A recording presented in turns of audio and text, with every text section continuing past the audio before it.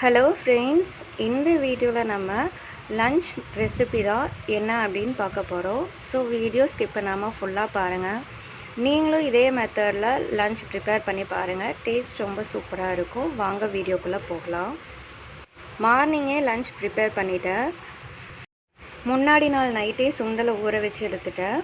இப்போ நம்ம இதை குக்கரில் சேர்த்துட்டு கொஞ்சம் போல் தண்ணி சேர்த்துட்டு 1/4 ஸ்பூன் போல் உப்பு சேர்த்துட்டு 2 விசில் விட்டு எடுத்துக்கலாம். அடுத்தது ஒரு கடாயில் 2 கைப்பிடி அளவுக்கு சின்ன வெங்காயம் சேர்த்துக்கலாம். இது கூடயே 2 ஸ்பூன் அளவுக்கு எண்ணெய் சேர்த்துக்கோங்க. கடலெண்ணெய் சேர்த்துருக்கேன். இது கூட 2 கொத்து கறிவேப்பிலை சேர்த்துக்கலாம். அடுத்தது காரத்துக்கு ஏற்ப வரமிளகாய் சேர்த்துக்கோங்க. நான் 4 வரமிளகாய் சேர்த்துருக்கேன். ஸ்டவ்வை மீடியம் ஃப்ளேமில் வச்சுட்டு நல்லா வறுத்து எடுத்துக்கோங்க. வெங்காயம் நல்லா வதங்கி வரணும். ஸ்லோ ஃப்ளேமில் வச்சு குக் பண்ணும்போது வெங்காயம் நல்லா வதங்கிடும்.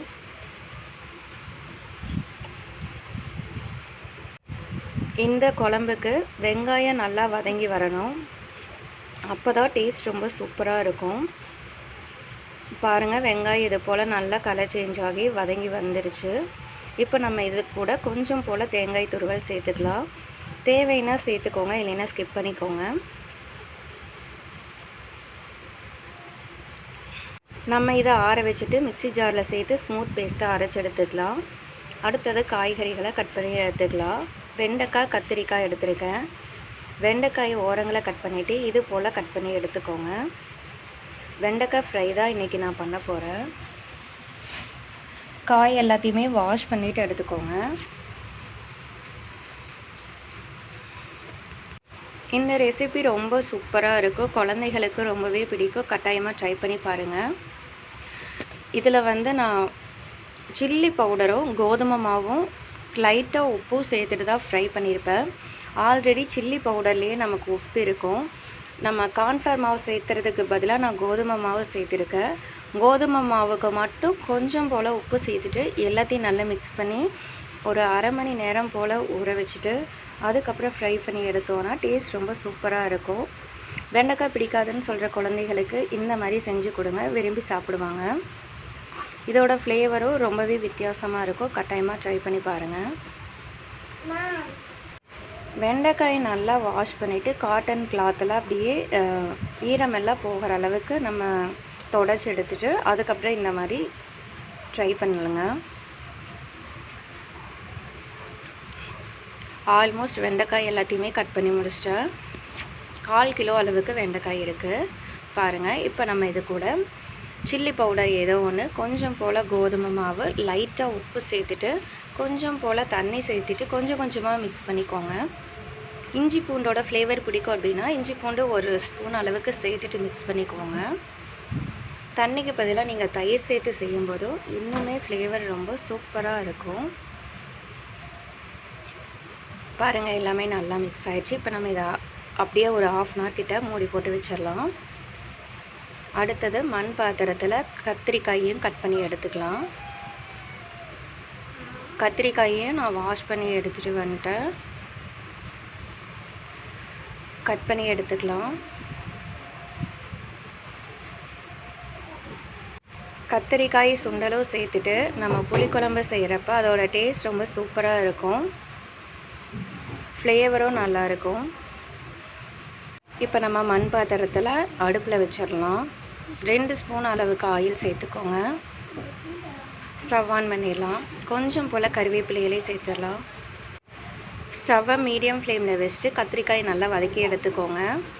சுண்டல் 2 விசில் வந்துருச்சு. விசில் அடங்கினதும் நம்ம கொஞ்சம் போல் ஒரு பாத்திரத்தில் தனியாக எடுத்து வச்சுக்கலாம். 2 கரண்டி அளவுக்கு சுண்டல் நான் தனியாக எடுத்து வச்சிட்டேன். கத்திரிக்காய் நல்லா வதக்கிக்கோங்க. கத்திரிக்காய் ஒரு 50% மேலே நல்லா வதங்கி வந்ததும் நம்ம வேக வச்சு வச்சுருக்கிற சுண்டலையும் இது கூட சேர்த்துடலாம். இது கூட குழம்பு மிளகாய் பொடி 1/2 ஸ்பூன் அளவுக்கு சேர்த்துருக்கேன். 1/2 ஸ்பூன் அளவுக்கு மஞ்சத்தூள் சேர்த்துருக்கேன். எல்லாத்தையும் நல்லா மிக்ஸ் பண்ணி விடுங்க. இப்போ நம்ம அரைச்சி வச்சுருக்கிற அந்த மசாலாவையும் இது கூட சேர்த்துட்டு தேவையான அளவு தண்ணி சேர்த்துட்டு எல்லாத்தையும் நல்லா மிக்ஸ் பண்ணிக்கோங்க. மூடி போட்டு வச்சுடுங்க. ஒரு 5 மினிட்ஸ் கிட்ட கொதித்து கத்திரிக்காய் ரிமைனிங் இருக்கிற எல்லாமே வெந்து வரட்டும். ஏன்னா நம்ம 50% வெந்ததுக்கப்புறம் தான் எல்லாமே சேர்த்துருக்கோம். ஸோ இன்னும் கொஞ்சம் கத்திரிக்காய் வேகணும். அதுக்குள்ளேயே நான் சாப்பாடு வச்சுட்டேன். தேவையான அளவு உப்பு சேர்த்துட்டு எல்லாத்தையும் நல்லா மிக்ஸ் பண்ணிக்கலாம். மூடி போட்டு வச்சுருங்க. 5 மினிட்ஸ் அப்படியே குக் ஆகட்டும். 5 to 10 மினிட்ஸில் கத்திரிக்காய் நல்லா வெந்து வந்துடும். பாருங்கள், 5 மினிட்ஸ் கிட்ட ஆயிடுச்சு. ஒரு 2 நிமிஷம் அப்படியே இருக்கட்டும். நம்ம அதுக்குள்ளேயே ரசத்துக்கு ரெடி பண்ணிட்டு வந்துடலாம். 3 தக்காளி, கொஞ்சம் போல் கொத்தமல்லி, கறிவேப்பிலை, 2 பல் பூண்டு எடுத்துகிட்டு நம்ம அரைச்சி எடுத்துக்கலாம். இதை நம்ம ஒரு பாத்திரத்தில் சேர்த்துட்டு கொஞ்சம் போல் புளிக்கரைசல் சேர்த்துட்டு தேவையான அளவு தண்ணி சேர்த்துட்டு உப்பு தேவையான அளவு சேர்த்துக்கலாம். இது கூட கொஞ்சம் போல் ரசப்பொடி சேர்த்துக்கோங்க. பெருங்காயம் ஆல்ரெடி இந்த ரசப்பொடி கூடயே சேர்த்து அரைச்சிருப்பேன், அதனால் நான் சேர்க்கலை. இல்லை அப்படின்னா நீங்கள் பெருங்காயத்தூள் சேர்த்துக்கோங்க. கொஞ்சம் போல் கொத்தமல்லி, கருவேப்பிலை சேர்த்துக்கலாம். எல்லாத்தையும் நல்லா மிக்ஸ் பண்ணி வச்சுருங்க. பாருங்கள், குழம்பு நல்லா கொதிச்சிருச்சு. இப்போ நம்ம இதில் புளிக்கரைசல் சேர்த்துக்கலாம். ஒரு நெல்லிக்காய் அளவுக்கு புளியை கரைச்சிட்டு நான் இது கூட சேர்த்துருக்கேன். உங்களோட திக்னஸுக்கு தகுந்த மாதிரி தண்ணியை கூடி குறைச்சி சேர்த்துக்கோங்க. எல்லாமே நல்லா கொதித்து பச்சை வாசனையெல்லாம் போகட்டும். 5 மினிட்ஸில் குழம்பு ரெடி ஆயிரும். இப்போ நம்ம ரெடி பண்ணி வச்ச குழம்பு எடுத்துகிட்டு வேறொரு கடாயை அடுப்பில் வச்சுக்கோங்க. கொஞ்சம் போல் எண்ணெய் சேர்த்துட்டு எண்ணெய் கொஞ்சம் காஞ்சதும் கொஞ்சம் போல் கடுகு சேர்த்துட்டு கடுகு பொரிஞ்சது கறிவேப்பிலை சேர்த்துக்கோங்க. அடுத்தது நம்ம ரெடி பண்ணி வச்சுருந்த ரசம் மிக்ஸை இது கூட சேர்த்துட்டு நுர கட்டினதும் இறக்கிடலாம்.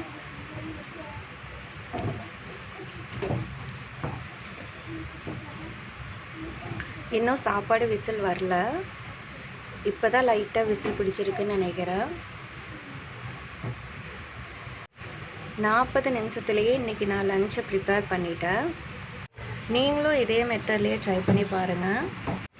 எல்லாத்தையும் நம்ம ரெடியாக ப்ரிப்பேர் பண்ணி வச்சிட்டோம் அப்படின்னா குயிக்காக ஒரு 40 மினிட்ஸ்லேயே நம்மளோட வேலை கம்ப்ளீட் ஆகிடும். பாருங்கள், ரசம் நுர கட்டிடுச்சு. இப்போ நம்ம இதை வேறொரு பாத்திரத்துக்கு மாற்றிடலாம். அடுத்தது ஸ்டவ் ஆன் பண்ணி கடாயில் எண்ணெய் சேர்த்துருக்கேன். எண்ணெய் நல்லா காஞ்சதும் நம்ம ரெடி பண்ணி வச்சுருக்கிற வெண்டைக்காயை இது கூட சேர்த்துட்டு ஃப்ரை பண்ணி எடுத்துக்கலாம். ஸ்டவ்வை மீடியம் ஃப்ளேமில் வச்சு ஃப்ரை பண்ணி எடுத்துக்கோங்க. அப்போ தான் வெண்டைக்காய் நல்லா வெந்து வரும். சாப்பிட்றதுக்கும் ரொம்பவே டேஸ்ட்டாக இருக்கும்.